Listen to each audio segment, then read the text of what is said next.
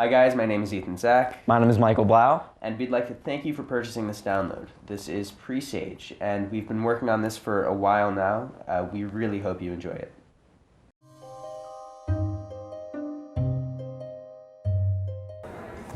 I want you to think of a playing card, any playing card. I have this envelope here, a little question mark on it. We'll get to that in a second. Think of any playing card at all. Okay. You got it? Mm-hmm. I'm gonna read your mind, I'm gonna try to. For the first time, name it out loud, and when I count to three, you're gonna name it out loud, all right? Okay. 1, 2, 3. Two of hearts. They always go for the two hearts. See, it's a thing, it's just like, it's an ability, I know, it's hard to explain, but okay, you're not buying it, right?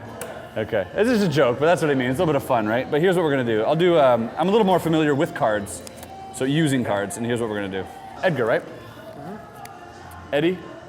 No, Edgar, we'll stick with it. You hesitated, you're like, no, some people call me. Don't call me that. Totally Thank fine. you. All right, let's try this. I just want you to go ahead and say stop whenever you like. Stop. Right there? Okay, you're gonna look at this card, and you're not gonna show me, but you're gonna show the cameras, and I'm gonna turn around. Go ahead. Okay. You done? Done. Right, let's slip that, it's just so I don't peek at it, right? Think about your card. I'm gonna try to write down a prediction here. Okay. Think about it. I think I'm gonna get this, but I'm not sure. A little bit of a drama. Edgar, for the first time, would you name the card out loud? It was, this one that you just chose was? Ace of spades. Ace of spades? Mm-hmm. I was close. I had the ace of spades. So that's pretty good. But here's the funny thing. That was good. You know, it's not over, because I had this envelope, and I mentioned the envelope, right? Right before the trick started.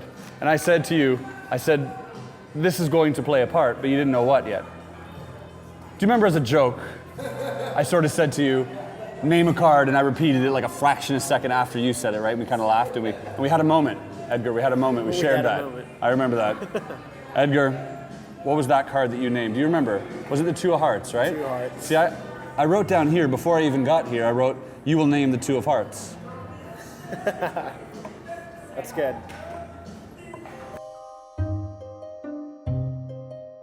Hey guys, this is Chris Ramsey. Thanks for picking up Presage. I just wanted to talk to you a little bit about my performance that you guys see in the demo. What I do isn't exactly what they teach. This is an effect. This sort of method is what Spidey and I came up with. So thank you, Spidey. Also, it's important to mention that the envelope, the window envelope, that we credit Animan with that. Quickly, Peter, where is that first scene? If you go back to the Jinxed that come out around about the end of the 1920s, probably 1929, if you look at the 44 edition of the Holdsworth version of Practical Mental Effects, you'll find it in there. But likely the one on your bookshelf will be the 1983 Dover edition of Practical Mental Effects. It's in there, the impromptu frame-ups, just after the slit envelope. Thank you for that, Peter Turner. What I really want to talk about is really the performance that I did and that sort of comedic aspect that I added to it. Obviously, the trick is great. I think it's fantastic using it as a sort of one-ahead principle with the envelope, where you sort of have them name any card at all, name it at the same time like I did, and then later on come back to it. And I think that's a really cool trick.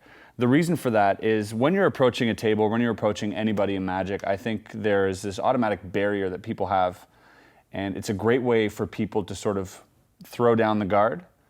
And what I mean is that it does come off as a silly joke and that you're laughing at yourself, really, and people can really relate to that and they really love that. Then, obviously, you win them back with the incredible effect, which you're left with at the end. So, once again, you walk up to the table, you walk up to your spectator, and you ask them to just think of any card whatsoever. And I use this funny line saying, it could be any card, there are millions of possibilities.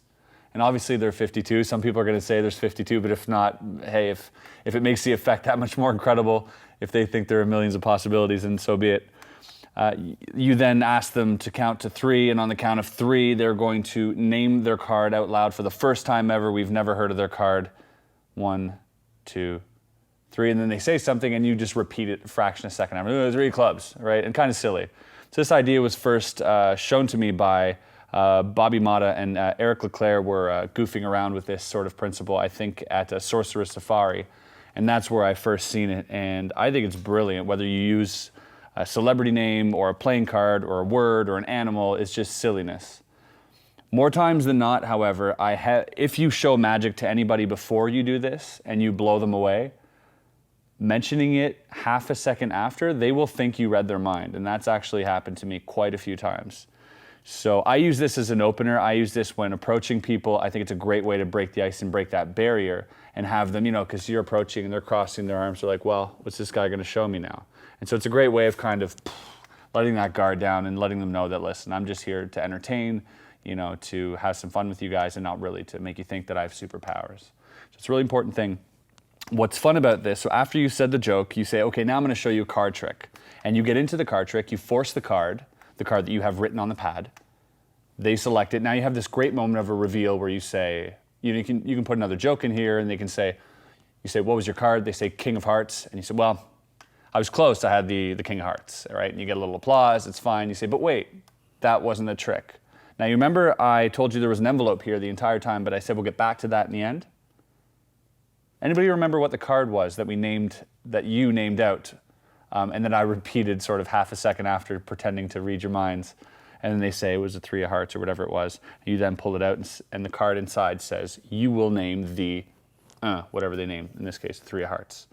So not only do you have that strong revelation in the beginning, you come back full circle with that sort of joke in the beginning. You gain back all the credibility you might have lost, but I don't think you've lost any. I think you've gained respect immensely from the audience for being entertaining and laughing at yourself. But you do bring it home nicely. So it's a nice little routine from beginning to end to sort of have that built-in comedy in an effect is always fun to do, and it doesn't require any effort. You just stick to the script or this sort of joke, and the audience will love it. So there you have it. I think that's all I really wanted to add to this effect. I really like this effect, and I think it's a powerful thing to do, whether it's walk around, table hopping, or just in a close-up environment. I think it's a really cool thing to do. So that was one of the reasons I was excited to be on this project and to help out with the production of it. So hope you guys enjoy, and if you have any questions, hit us up anywhere at Murphy's, and I'll probably be the one answering you. So check it out. This is Presage, and that's it. So basically the way Presage works is you have 3 holes, one in the back, one in the front, and then one in the envelope. Everything lines up, so you're going to be able to see straight into the envelope. So what you're going to want to do is you're going to take a business card of some sorts, preferably with a lot of blank space on the back, and you're going to insert it into the envelope. So the side you want to write on is facing the slot, so you can clearly see the business card through there. And then you're going to put it back in position aligned with the other holes. And we're going to explain this more when we get to the routines, but essentially what's going to happen is this flap, when we prepared that's a little springy here, is you're going to write something on that flap, lift the flap up with your thumb, and you're going to write straight through the hole and into the envelope, so you get that. So you're going to write here, flip it up with your thumb, and right here. So from the front, it's going to look something like this. You're going to flip it up, and then you're going to write on the inside, all in one fluid motion. So when you're writing through the box, it's going to look like you're just writing on this piece of paper or this Post-it on the back of the box. And it's going to appear as the writing in the business card was there the whole time.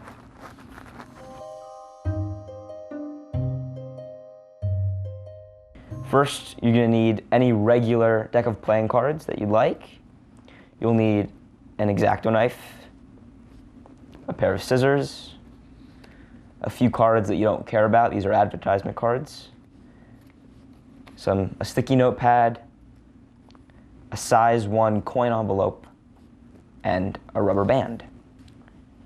The first thing you're going to do is take an advertisement card and place it on the top of your deck. This is going to go into the box, making sure that the advertisement side is on the back of the box, so the non-flap side. And you're going to close the box. you'll take the X-Acto knife and you're going to cut a hole about 1 inch by 2 inch. The size will differ by preference. You will then remove the deck and turn it over so the advertisement card goes onto the flap side of the box. You will go to the front flap side of the box and cut a slightly smaller hole in the center.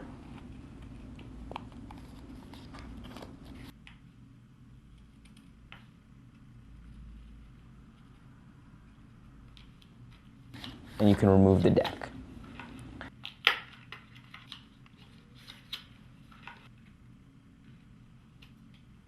You can then take that advertisement card, fold it in half, and place that inside your envelope. When you close the envelope, you're going to turn it over so it's on the flap side and cut a small hole about the same size as the one you just cut at the bottom in the center.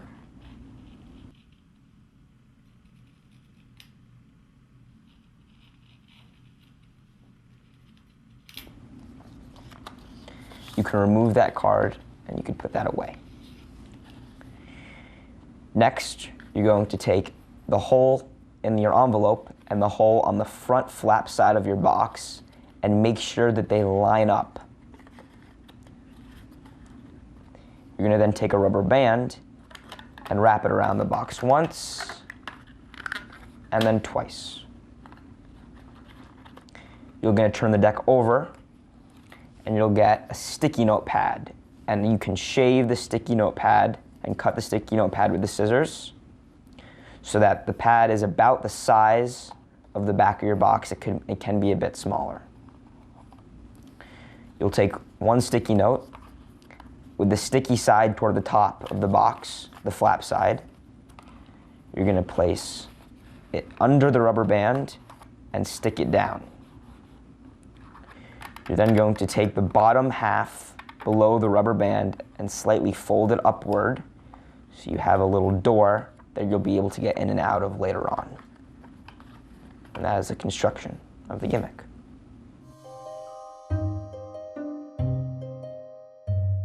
Okay, so this is the main routine.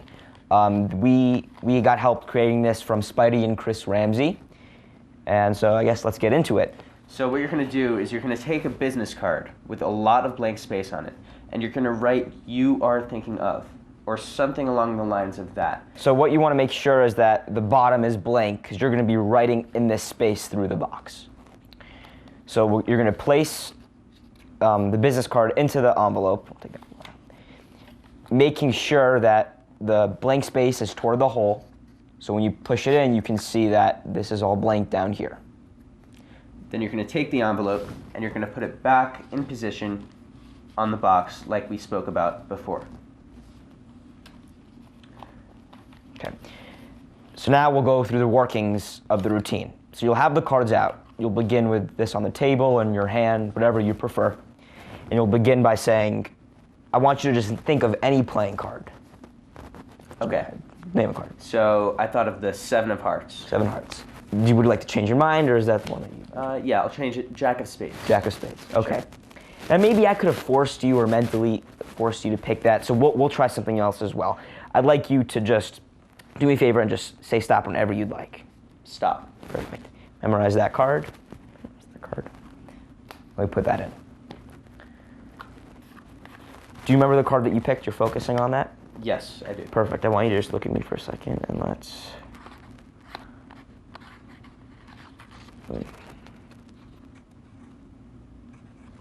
Okay. Perfect. What was the card you were thinking of? Oh, sorry, what was the card that you picked? Ace of Hearts? Ace of Hearts. You have the Ace of Hearts. And remember in the beginning, I asked you to think of any playing card? Yeah. This envelope has been sitting here this entire time. And here it says you were thinking of the Jack of Spades.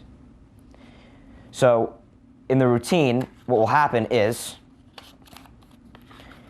You're gonna, basically, first this will be blank, but you're gonna force any playing card that you'd like. Any force is fine. We just use a Hindu force, but whichever force that you prefer. Or you could just peek it. It Or really you can doesn't peek matter. the card, yeah. As long as you somehow find out what the card is, then that's the goal. That's the goal.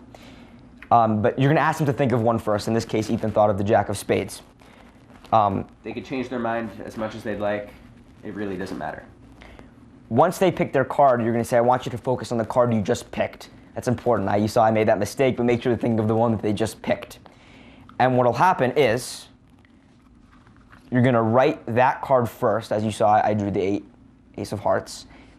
And as you look up at them and kind of you're acting like, oh, okay, you're gonna flip that up with your thumb. And the hinge, that springiness will allow you to do that very easily.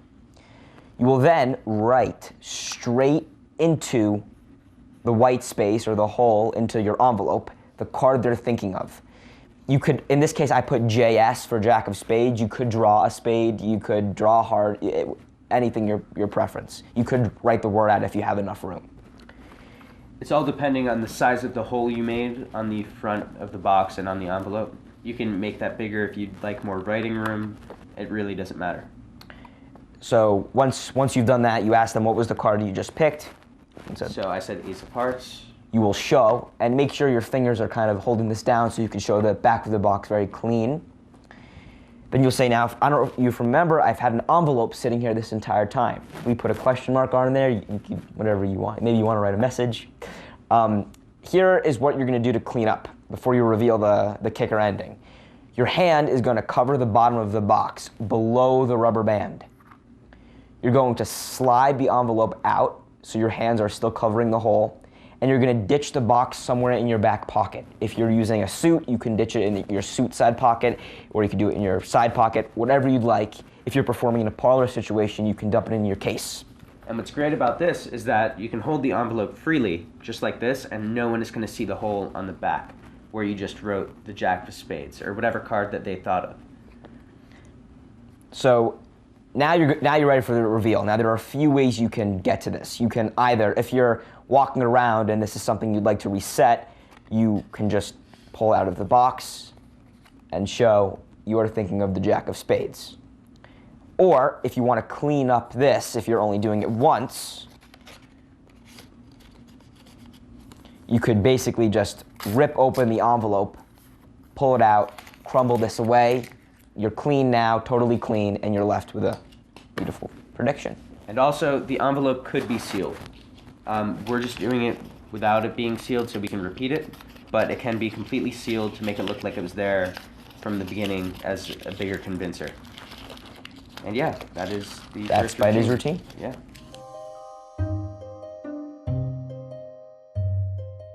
So here are some other ideas that you can use the Presage gimmick for. If you know a memorized stack like mnemonica, this is mnemonica, memorized stack, or Stebbins. You could even use new deck order. You can use new deck order. There's a lot of really cool things that you could do with this. For example, instead of putting you are thinking of, if you put you are holding and then a blank space, place that into the envelope. So the blank space is in the window again. And now what'll happen is this. It's a very similar thing, is you'll have someone cut the deck and look at a card. And if you know a memorized stack or new deck order, by looking at this other card, you'll be able to know what they're thinking of. So the first step is this. So Ethan would cut the deck. Okay, I'm gonna lift up. Okay, look at the card. Okay. Perfect. So if you know the stack, you know that it was Jack of Diamonds. Then what will happen is you also should know the Jack of Diamonds, the position it is in the deck. So in mnemonica, that's 32.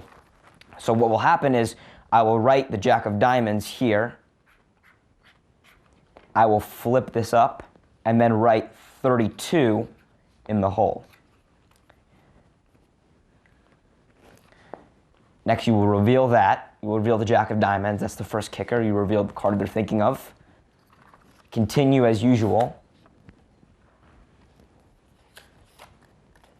You will pull out, without exposing this, the envelope, the card. It says you are holding 32. We'll then have the spectator count down to the 32nd card. 1, 2, 3, 4, 5, 6, 7, 8, 9, 10, 11, 12, 13, 14, 15, 16, 17, 18, 19, 20, 21, 22, 23, 24, 25, 26, 27, 28, 29, 30, 31, 32, and you get that extra kicker. And you knew how many cards they cut, which is kind of cool. And that's one of the many things you can do with a stack. With new deck order, you can achieve the same effect with just some simple math to find the position of the card. If you are willing to look up some other stacks, like I know Michael Weber has a card kindergarten stack that's a lot like that, Aronson's, Stebbins, new deck order. Also, another benefit of the stack is it allows you not to force a card for a very clean peek. So you know by looking at this one what they're thinking of, so it makes the effect look a lot cleaner and a lot more amazing.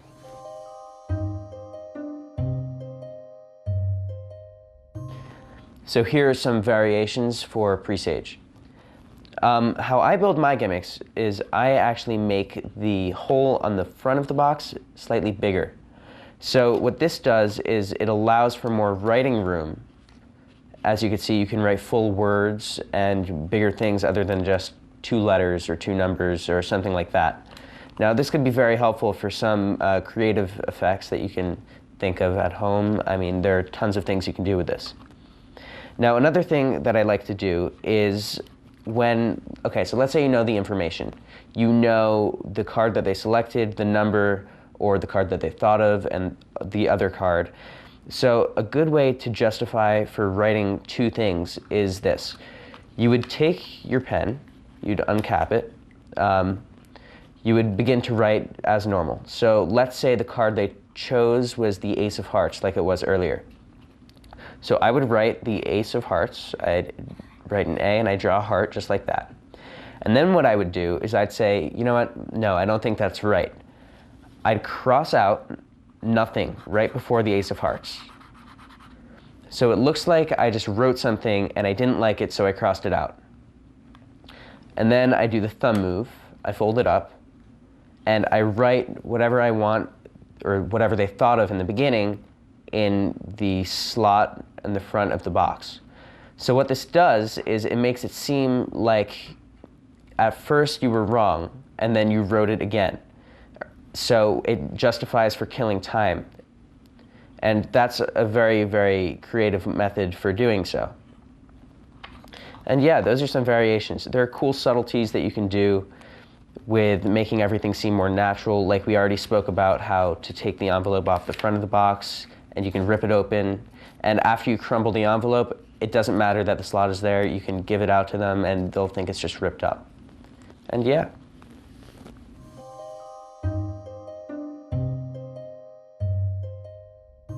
We'd like to thank you again for purchasing Presage. We're very proud of this product. We've been working on it for a long time. And let your creativity run wild with it. I mean, sleep deprivation is something you definitely want to try to be creative. And yeah, we want you to go out and work these. These are workable routines. And yeah, go for it. Thanks again. Thank you.